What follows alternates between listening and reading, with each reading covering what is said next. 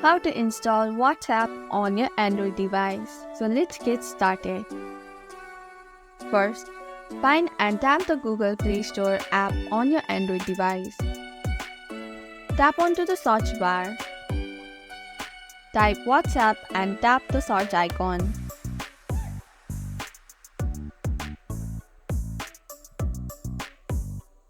Here, look for the app by WhatsApp LLC and tap it. Now, press the blue install button to download and install the app. Once the app is installed, tap Open to launch the WhatsApp app. And that's it. If you found this tutorial helpful, don't forget to like, subscribe and press the bell icon for more updates. Thanks for watching and I'll see you in the next video. Bye for now.